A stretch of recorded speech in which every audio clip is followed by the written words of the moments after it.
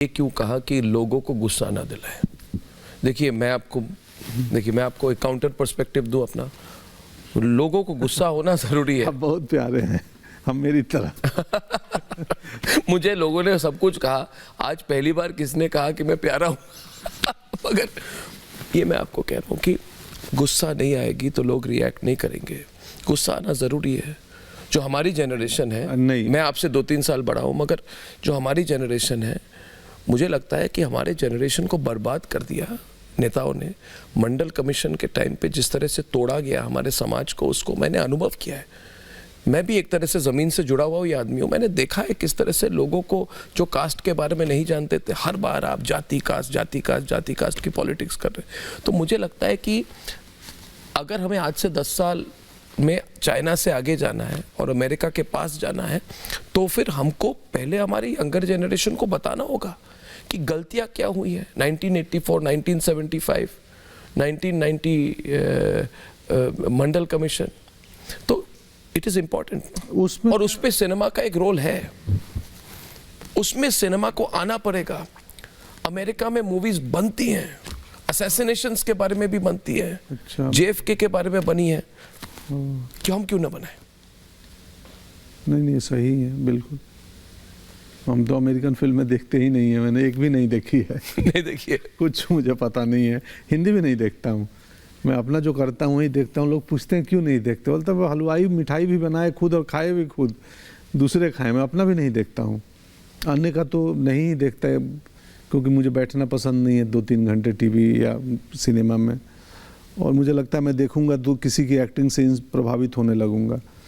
तो हालांकि मुझे देखना चाहिए, मैं अभी बहुत कोस रहा हूँ। मगर अब हिस्ट्री के हर एपिसोड पे मूवी बने तो मुझे लगता है ऑडियंस है।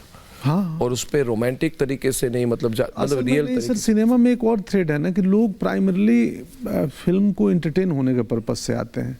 अब उस एंटरटेनमेंट के कोटिंग में हिस्ट्री, फैक्ट या आप कुछ चीज़ उनको ज्ञान, समझ, विजन बता दो, क्योंकि प्राइमरली भारत में ऑडियंस मनोरंजन के लिए नहीं, मगर ऑडियंस इवॉल्व नहीं हुई है। मुझे लगता है इवॉल्व हुई है, लेकिन इवॉल्व ऑडियंस का भी टारगेट मनोरंजन ही होता है। उसको पता है कि मनोरंजन सिर्फ यही नहीं था जो ये लोग दे रहे थे। स्पेनिश वाले अलग देते हैं, वर्ल्ड सिनेमा में अलग मनोरंजन मिल रहा है, लेकिन उसका भी प्राइमरी कंसर्न किसी को ज्ञान पाना, जीवन बदलना और ये वैचारिक चीज़ें लेना के लिए सिनेमा नहीं देखता। ये सब चीज़ें उस मनोरंजन के कोटिंग में हो तो शायद पहुंच जाए। जरूरी नहीं है। यस, बिल्कुल, मैं आपसे अटल वाले मूवी में तो कोई मनोरंजन नहीं है, इट्स हिस्टोरिकल रियलिटी। बिल्कुल, हाँ, इसमें मनोरंजन नहीं है, लेकिन इसमें भी बहुत लड़ाई हुई है कि हम कैसे उनकी यात्रा बहुत बड़ी है। 2 घंटे के फिल्म में कैसे उस जर्नी को पिरोएं कि वो एक स्टोरी लगे। लाइफ में इंटरवल नहीं होता है।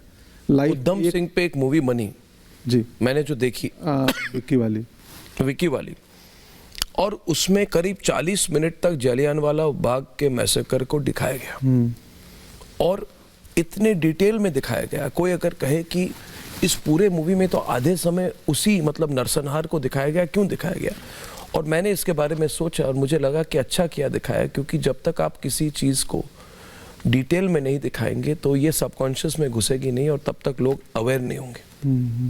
तो कभी कभी ये बताना भी जरूरी है कि 1919 में जो हुआ उसकी रेलेवेंस आज भी है, हमें सीख भी होनी चाहिए। ताकि बिल्कुल सीख होनी चाहिए आपको, वी मस्ट नो, आपको पीड़ा पता होनी चाहिए। और यही काम है इतिहास का कि भाई हमें सीख दे, हम वो चीज़ रिपीट ना हो, दोहराव ना हो और उससे सावधान सतर्क हो जाएं। मैं आपसे कह रहा हूँ क्योंकि मुझे आशा है कि आप करेंगे, इसलिए मैं इसी पॉइंट को रिपीट किए जा रहा हूँ आपको, ताकि आप सिर्फ मनोरंजन ना दे, आप अपने सोशल कॉज को भी फॉलो, क्योंकि आप में वो मतलब प्रतिभा है और एबिलिटी और इन्फ्लुएंस है कि आप कर पाएंगे। Thank you sir, thank you so much. एक बात बताइए, कैसा लगता है व्हेन यू गो बैक? अब ग्राउंडेड हैं अभी, मतलब कि जहाँ से आपने जितनी अचीव की है लाइफ में, नहीं बहुत, मुझे लगता है हमेशा ये जरूरी होता है कि आदमी ग्राउंडेड रहे। आप कैसे अपने आप को ग्राउंडेड रखते हैं? ज़रूरत से ज़्यादा ग्राउंडेड हूँ।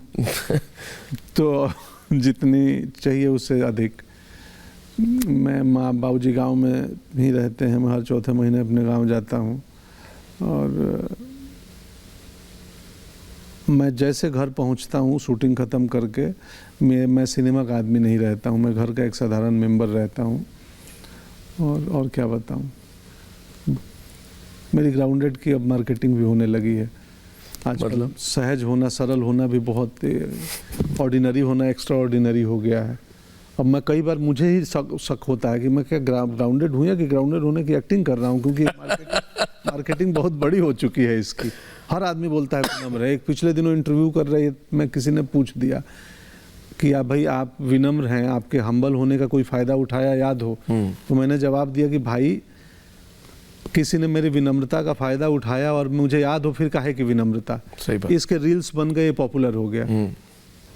तो मुझे कई बार मैं अपने आप को एक्टिंग के थ्रू एक्सप्लोर करने में लगा हूँ कि मैं सच में इतना हम्बल हूँ, मैं जजमेंटल हूँ या नहीं हूँ। जैसे मैं बोला आपसे मिलना चाहता था, यानी मेरे मन, मैं उसी बीच में सोचा कि मेरे मन में इनको लेके कुछ जजमेंटल था क्या, मैं मिलना था क्या? मैंने सोचा, मैं पूछ रहा हूँ कुछ था? नहीं था।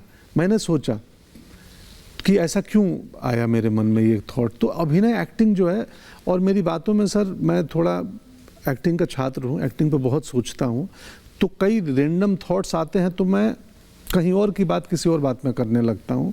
ये मेरी समस्या है। क्या बोल रहा था अभी? नहीं, वही कह रहे थे अब, मैंने ग्राउंडेड की बात कही ना। हाँ, तो मेरे को भी मालूम नहीं, मुझे लगता है मैं हूँ, और लोगों को लगता है कि मैं बहुत ज़्यादा हूँ, और ये सुन के मुझे लगता है मुझे और ज़्यादा होना चाहिए। तो फिर लगता है कि क्या मैं एक्टिंग कर रहा हूँ? आपको भी लगता है कि आप मूवी इंडस्ट्री में आपको इस तरह से रहना चाहिए, ऐसी गाड़ी में जाना चाहिए, इसे 100-200 लोगों को साथ में ले जाके, मतलब जो एक होता है ना, एक क्या बोलते हैं उसको, अंग्रेजी में कहते हैं पैराफर्नालिया। हाँ, मतलब जी। एक पूरी मुझे पसंद नहीं है। मुझे मैं अननोन होके चलना चाहता हूँ।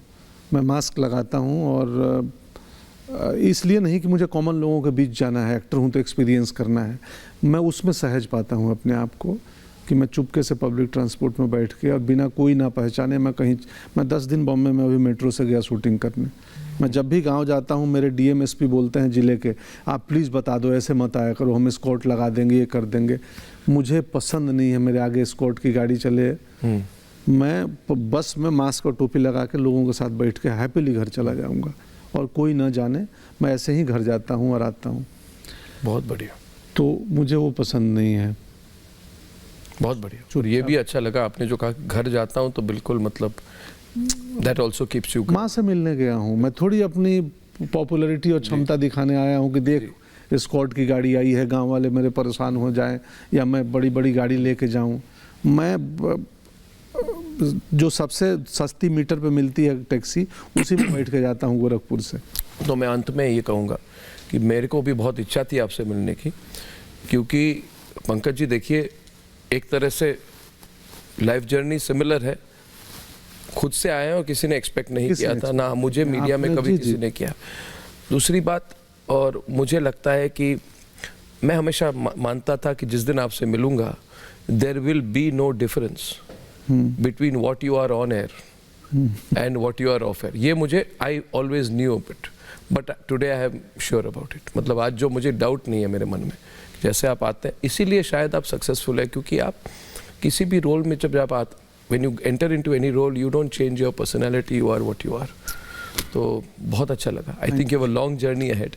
हाँ, thank you sir. And I'm really proud of you. और आपने जो किया है सिनेमा इंडस्ट्री के लिए नहीं, आपने समाज के लिए किया है, because you have influenced our society and you influenced whole kind of movie making and cinema making हमारे देश में। तो nice to meet you, Pankaj. Thank you sir, thank you, बहुत अच्छा लगा। नमस्कार, थैंक यू, थैंक यू।